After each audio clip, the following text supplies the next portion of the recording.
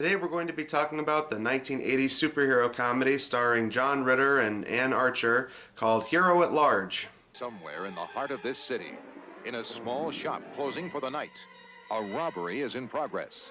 But help is on the way. Mind if I drop in? Captain Avenger! John Ritter is Steve Nichols, How about that? Hero at Large. Who are you, J. Edgar Hoover? I'm Captain Avenger.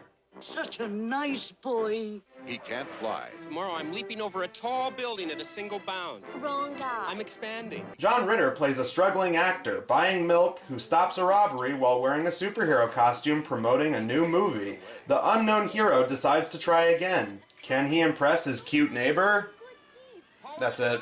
That's the description on IMDb. And funny enough, I can see why the IMDb description is so short, because really this movie didn't have a whole lot going on in it. Not that it's the most boring movie we've talked about for Blockbusters show. I mean, after you watch something like Manos the Hands of Fate or The Screaming Skull or Doomsday Machine, there's really no other movie you can say is the most boring thing ever. But honestly, despite its premise, it's pretty bare bones for what it is. Before we start, one of the reasons that this was suggested to me was because John Ritter was in it. And honestly, even though John Ritter didn't get to be in a whole lot of movies, John Ritter was a very talented guy. I didn't really keep up with Three's Company because that was long before my time, but my parents, especially my dad, watched that show a lot and said it was really funny. I mean, it was one of those sitcoms where, despite the fact it was very formulaic, it apparently lasted a super long time, so clearly it did something right. But yeah, John Ritter was in a bunch of movies that a lot of people really liked. He cut his teeth with stuff like Stephen King's It, and the movie I always remember him for was his very last movie performance with Bad Santa, and even stuff in between, like, you know, quirky little movies like Stay Tuned, which I really liked. As for the other big name in here, Ann Archer, you know, she was, again, sort of before my time, but I grew up watching some of the movies that she was in. She showed up in the Patriots game movies with Harrison Ford, and obviously Fatal Attraction is sort of what blew her up. But in my generation, the stuff that I always remembered her for was, funny enough, her playing the drunk, entitled mother of Dennis and Dee Reynolds from It's Always Sunny in Philadelphia. For this movie, we're going way back in time. We're going back to 1980, and I'm not sure if this was John Ritter's first big movie, but it was definitely riding on the success of him being in Three's Company, so it feels like he was sort of trying to bring the charm of that to this. When I went to go check to see what reviews for this movie were like after I was done watching it, I went to IMDb and saw some of the written user reviews, and a lot of them just gave the movie a 6 out of 10, and I'm like, yeah, that's probably the best way to describe it. It's not that it's the worst, but it's just not very memorable either. Another thing that I find very appropriate is the fact that in a lot of the reviews that I read, they were comparing it to Tootsie. And yeah, this pretty much is Tootsie, except in Tootsie, Dustin Hoffman dresses up as a woman so that way he could get acting work. Here, it's about a struggling actor who dresses up as a superhero and ends up becoming some kind of local legend in, very much like Tootsie, it's also in New York. Except Tootsie was way longer, Tootsie had way more personality, and Tootsie had a way better sense of pacing. Meanwhile, with this movie suffers from a lot of the same problems you expect from an 80s movie like this, in that the premise is probably the most interesting thing going on, and the rest of the movie is just kinda puttering around. This movie, where John Ritter is supposed to be this kind of local superhero going around and stopping crime, in this hour-and-a-half movie, he does it like 4 times, and really, like, technically 3 because one of them ends up being staged. But anyway, yeah, let's talk about what happens in this thing. So much like Tootsie, it follows a struggling actor in New York, except unlike Dustin Hoffman's character, John Ritter he's basically playing John Ritter. He's a big Boy Scout, essentially. You know, he's a cab driver by night, but by day he's going around to auditions to try and end up in plays and trying to get appearances in movies and TV shows. And the most exciting thing in his life at this point is that he's appeared in a couple of beer commercials. Told him about the beer commercial? Yeah, he's in my acting class. He's a good guy. You told him, and he got it. Schmuck. He'll do the same for me sometime. And you believe that? Double schmuck. Other than that, he's your typical John Ritter character. He's just very happy-go-lucky and optimistic, and he tries to have a positive outlook on things, even after getting heckled by a couple of teenagers at a movie theater because he's dressed up as this made-up superhero, Captain Avenger, and he's getting made fun of by some kids at the local theater for it. And weirdly enough, one of the biggest names in the movie, and this is probably like one of his earliest appearances, because this was just 4 years before Footloose. One of those teens is played by Kevin Bacon, weirdly enough. Minis of fruit? You saw the picture, man. You don't fool around with girls. They're falling all over him and you don't do nothing. Also, if you're going to end up watching this movie, be warned. It's one of those 80s movies where you have some casual homophobia. Hey, Captain Avenger. Can I feel your missile? I'll let you feel mine. Oh, you bastard! And some casual racial stereotyping. A little restaurant in Chinatown. Ah, so Oriental atmosphere. Curiously seductive.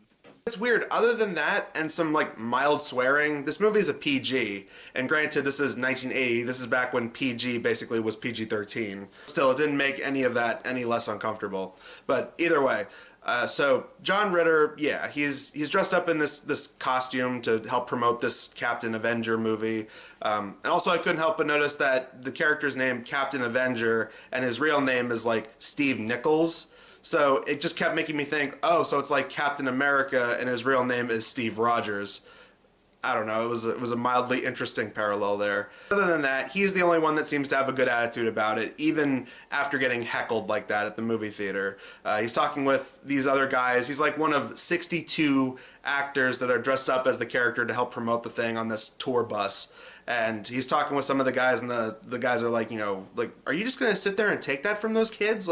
Why are you having such a good attitude about this? And he's like, oh, but it's about the experience, it's about, once you dress up as the character, you have to get into it, that's what being an actor is all about. Well, it's just like any other part.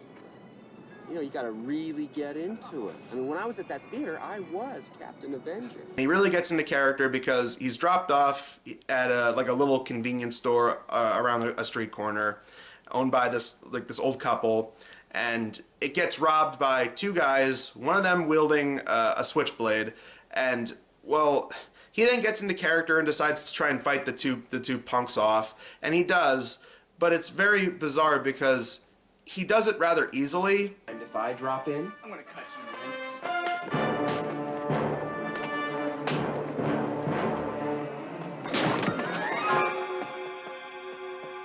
Even as incompetent criminals go, the criminals that are in this movie are incredibly incompetent because not only do they get their asses handed to a guy who's dressed like this, but there's two of them, so they could easily outnumber the guy, and they have a switchblade, and they don't use it. And again, granted, this is a PG movie from the 80s, but still, after that happens, he gets a new lease on life. He feels like he could actually be a superhero in the streets. And, well, after becoming sort of a local legend, they're talking about him on the news a lot. He gets interviewed at one of these, theater events as, oh, he might be the one that actually did it. Oh, we have a local superhero in our midst. Well, I think it's the idea. The idea? Yeah, what Captain Avenger stands for. What's right and for justice. And I think these people like that. While that's going on, he has a woman move in across the hall from him in his dumpy apartment. And weirdly enough, despite the fact that she actually has a better job than he does, she's for some reason living in this apartment, other than she's supposed to be the romantic lead, and that's Ann Archer's character. She's in a similar field. She is a director for commercials. And yeah, at first they have this chemistry where, oh, she thinks that she's better than him, and she's strong and independent woman. She doesn't need no man, even though she's in a relationship with a scumbag, but that's a little bit later. But at first they don't really like each other, they just kind of keep to themselves. Eventually she starts to warm up to him and finds him charming, because after he gets the idea to actually start becoming a local superhero, he goes out at night in his taxi and he turns on this police scanner that he has, which was just one of the many times the movie was reminding me of better superhero movies, and it reminded me of that scene from The Incredibles. He ends up chasing after some criminals that are fleeing in a car, and he uses his taxi to basically knock them off the road, and they end up flipping. And I'm just thinking the whole time, it's like, dude, I know you want to do the right thing and stop these criminals, but it's like, you're damaging your company car. It's going to be a little difficult to explain that. And even more so, he ends up getting shot in the arm. I mean, it's not fatal or anything, it is just a wound, but still, he gets hurt in the process, and it feels like it's something he never really thought about. Hold it right there. Don't make another move. Bullshit. Let's go. He ends up going back to his building, but he's locked out of his apartment because, as they established a few scenes earlier, his rent was due, and, you know, they have this Mrs. Peeman type landlady who, you know, is like, you know, complete old hag and just hates him and is always giving him shit. So I did this commercial. I got a Mr. residual Nichols, coming. commercials do not an actor It's the make. best I can do. If you wish to remain a tenant here, pay your rent on the first of each month. Okay. And don't come in the hall without your trousers. And Archer sees him late at night. At first she thinks that he's like out of his mind, but she ends up letting him stay there. And of course, while he stays over at her apartment until they get things squared away, they start to warm up towards each other. And that was one of the few things about the movie I liked. I actually felt that they had good chemistry together. It was actually relatively believable that they would start getting along and actually form a proper relationship. Who are you and what are you doing in my apartment? You want me to leave? Yes. No. Ow. Sorry. It's okay. They try to throw a monkey wrench into things because they establish she already has a boyfriend named Milo, and he is some kind of big shot in the industry, I guess. And we basically get one scene with the guy, and he's supposed to be an asshole. I mean, he's not like physically aggressive or anything, but he is very condescending and demeaning, and they start yelling back and forth. Hey, we belong together. We're a team. Not true. I am a part of your team. Haven't I taken good care of you? You treat me like a thing. I am not a thing. Come on, let me take you out of this hole. All you need to know is the guy's a fucking asshole, and John Ritter steps in while dressed in her pink bathrobe, and that's basically what gets the guy to storm out and be like, oh, you have another man in your life. Oh, why I never have a... I want you to go now. I'll go, and I'm good and goddamn ready. I'm counting to 3, Milo. Who the hell is that? So that basically just gives them more leeway to be together. Meanwhile, while all of this kind of stuff is going on, we then have this whole thing going on in the background where we have a guy who's running for mayor, and he's, of course, this sleazy slimeball politician. Who would have guessed? And he has this PR guy working for him, and the PR guy also was the PR guy for the movie, and he catches wind about, you know, somebody in a Captain Avenger costume going around helping people and becoming sort of a local icon. So then they decide, hey, we can use this to our benefit, so let's have him promote us. How would you like it if he stayed in action right up until Election Day? What's the point? The point is, when the people feel good about the city, they feel good about the administration, right? Well, the people feel good about the city today because of him. Go to him and ask him, hey, you know, we'll pay your rent, but would you like to, you know, help run a campaign to promote this guy running for mayor? And John Ritter thinks about it, but then he ultimately says he doesn't want to do it because he has a moral code. And his moral code says he's only going to do it for the right reasons, which is to help people and protect people and try to get this message out there to, you know, help your fellow man and be there for your fellow citizen. I don't think even you realize what you've done, what you still can do. All it needs is a little advanced planning. You mean a setup? A performance.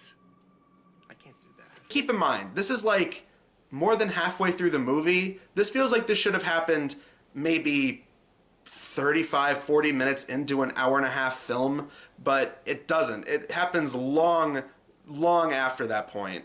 And that's the problem with the movie. It feels like the premise is where most of the interesting stuff stopped. And I like the romantic chemistry between the two leads, but, you know, when you hear a movie about, oh, it's a guy with no superpowers who wants to become a superhero just because he wants to do the right thing, you know, okay, that can lead to some good comedy, but, you know, that really happens only a handful of times in the thing.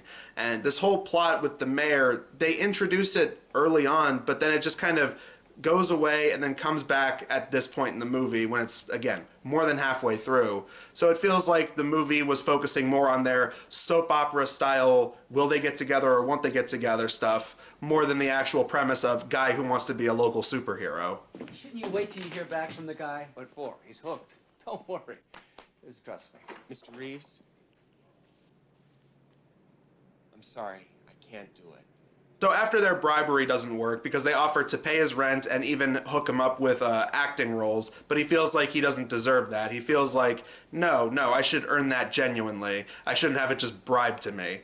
So they decide to manipulate him, essentially. So they fake an armed robbery on a subway car that he's on. He switches into his costume, takes out the guy, and then somebody who's connected to the mayor says, oh, well, I'm an eyewitness. I'll vouch for him, to the press. So now, obviously, you know that's going to help that guy become mayor, and it's going to end up kicking poor Steve Nichols in the ass. Sir, we have an attempted armed robbery right here. Thank you, Captain Avenger. I'll take over now. Officer, I was a witness.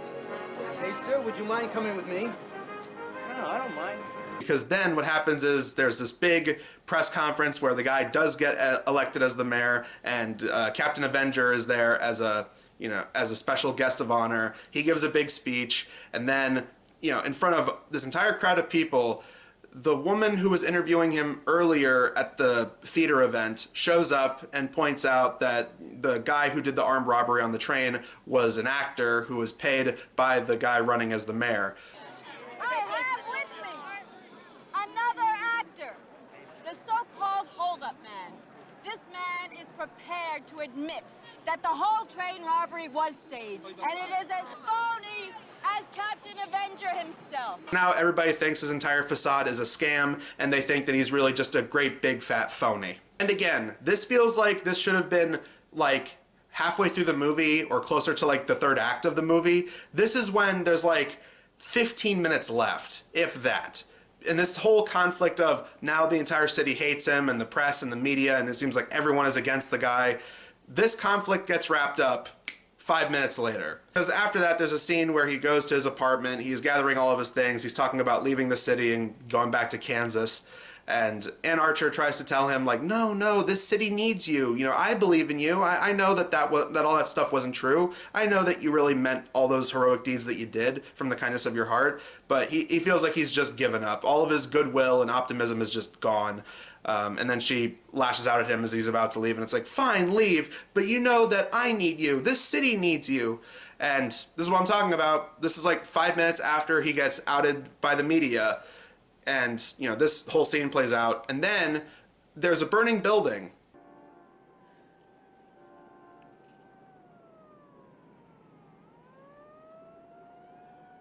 And there's a child stuck inside of it. So, when it seems like nobody else can save him, him in his Captain Avenger costume runs in to save the kid, and he successfully gets the kid out of the burning building, but he gets stuck in it.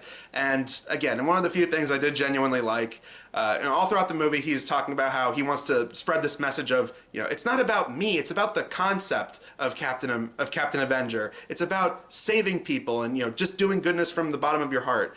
So he gets stuck in the burning building after saving the kid. And then a bunch of people in the crowd see that and go running in after him. So it's, in a way, it feels like his message actually did succeed. I'm going in. You can't. Stop me. Me too. Hey, where you going? Get back here. You want me to go in? No, you take over here. I'm going in. Yeah, it's cheesy, but I did like it. I felt like it was one of the things that had proper setup and payoff, and it was a good way of bringing back the whole theme of just being a good person and doing good deeds from the bottom of your heart. And I like that. I thought that was a good touch. So he ends up getting saved. Of course, he's still alive. The media, because they showed that interviewer lady from earlier who outed him, and she's like, wow, I guess he wasn't a fraud after all. And she's talking with some other newscaster guy, and they have like the last lines of the movie where it's just like, I guess there are some decent people in this city after all. And that's pretty much it. Yeah, John Ritter and Ann Archer hold hands, walk into the night. Movie's over. Same guy from the movie house. I guess it doesn't matter who it is.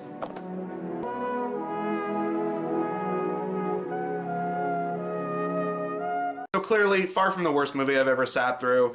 After sitting through shit like FML just a couple months ago, anything looks better in comparison. I mean, this actually had real actors. This actually looked like a real movie. The problem is, the most interesting thing about it, the premise, is barely utilized. And granted, it's an 80s movie. Obviously, the technical resources and the tone were especially trying to be a little bit more lighthearted. I mean, it is a PG movie after all.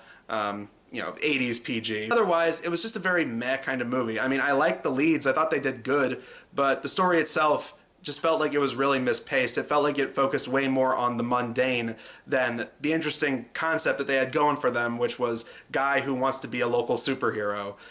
In fact, the two movies that it kept making me think of, which I think are better examples of this kind of thing, because they are more violent and they are more extreme, and they're definitely way more exciting. The first Kick-Ass movie from 2010, and that same year in 2010, you had another movie that was similar to it, starring Rainn Wilson, called Super. And I think both those movies are way better examples of guy who doesn't have superpowers but wants to do the right thing, wants to get into this kind of vigilante superhero game. I thought that both those movies were really entertaining and both really good. One is more big budget and has some bigger names attached to it. The other one is a little bit lower budget, but both movies I think got the job done in utilizing that premise well, versus this where its heart may have been in the right place, but otherwise, I mean, unless you want to watch cheesy 80s movies, you know, just to kill some time, it's not the worst thing ever. You know, it's far from the most painful sit through. It's not too terribly boring either, but it's also not the most exciting example of a movie with this kind of premise. I mean, really, it kept reminding me of Tootsie mixed with those two movies that I just mentioned. So yeah, if you want any recommendations, just watch Tootsie or Super or Kick-Ass. I feel like those were good examples of that. And if you want to see a worse example of a movie like this, I'd say watch the second Kick-Ass movie. I don't know, I guess this movie's going to be better than what we're talking about next time. We're going to be talking about, I think, Mike Judge's last movie in theaters. We're going to be talking about Extract from 2008 or 2009. It was definitely around there. But yeah, I mean, I've seen it once, but it was a long time ago, so I'm going to try and rewatch it and talk about it for a video, so we'll see how that holds up. But until then, guys, I'm Adam Sykes of the Blockbuster Show, and we will see you guys in the next video. Hooray for Captain Avenger and Mickey Mouse for President. This is Gloria Preston from Greenwich Village.